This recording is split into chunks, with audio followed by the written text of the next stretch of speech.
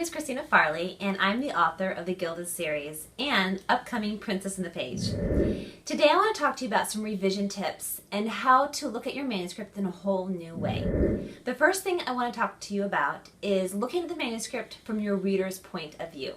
So for instance, if I'm looking at going from a young adult novel to a middle grade novel, because I do write both, I have to think about my audience, because my audience for the middle grade is going to be completely different than my audience for my young adult.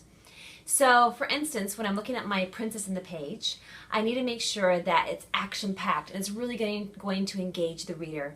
They are looking at doing video games or sports or hanging out with their friends, and so I need to make sure that my pages are engaging enough to captivate them. I also want to encourage you not to be lazy in your writing, and it's so easy to be lazy, isn't it?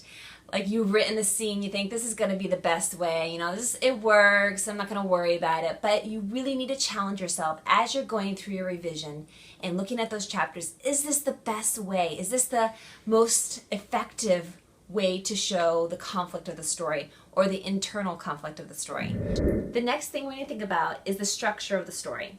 And really, before you do any of the thoughts of the punctuation and the grammar, you need to make sure the structure is intact and as effective as possible.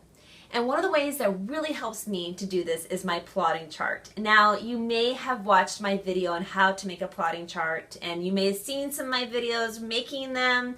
I'm a little obsessed with them. But one of the reasons why I love them so much is I can use them not just when I'm drafting up a story, but I can also use it during my revisions. So for instance, this is the one I had for Gilded. I don't have my Princess in the Page here, but when I was doing my Princess in the Page revisions, it's a mystery. And so as I'm going through that, I had to think about, you know, when the mystery is unfolding and how is it unfolding. So for instance, in here, you see I have it all divided into chapters. And within each chapter, I have my internal and my external conflict, my characters, and I even have the setting. And because all those elements really pull into your story. Now, as you're revising, you need to think about what are like these really important moments. These moments are like the kissing scenes or like the revelation scenes of big plot events. They could be fight scenes, action scenes, all those types of things. Those are the times that your reader is going to be totally engaged and invested. And as you're looking through your plot, you need to like make a note when those are given. And then you need to think, did I do it enough? Is there enough like really heart-stopping moments? Or do I need to add to that? Or is it all just fast, fast, fast, fast, fast? Do I have enough plateaus? Do I have enough times when the characters have some downtime? So that is one of the effective ways about looking at your plotting chart, is you can really see in one big way right in front of you how that whole thing is put together. One final little tip that I'm going to throw in here is what's called Wordle, and you may have heard of Wordle before. Just Google it if you haven't.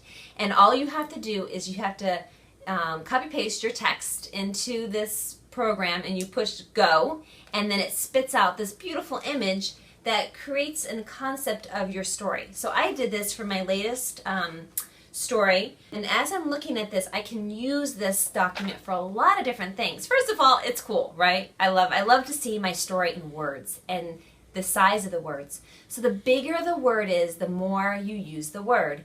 And so you really want to make sure the words that are big are the words that are your power words for the story. So evidently, the power word for my story is pen, and I want that to be big. I want that to be focal. I want that to be huge, because that's the most important part of this story.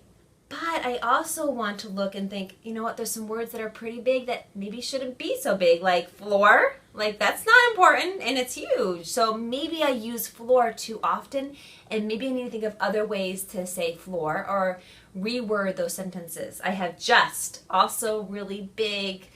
I love the word just, and like, oh my goodness, that's huge, right? So you need to think about, is this really a word that I need to have big? Should I revise it and take that word out? I also love this as a help for you to develop a title of your book.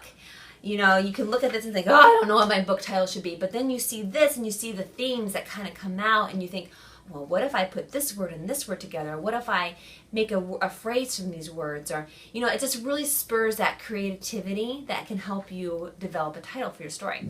So thanks, guys, for listening to these revision tips, and I hope they help you in your writing. All the best and happy writing!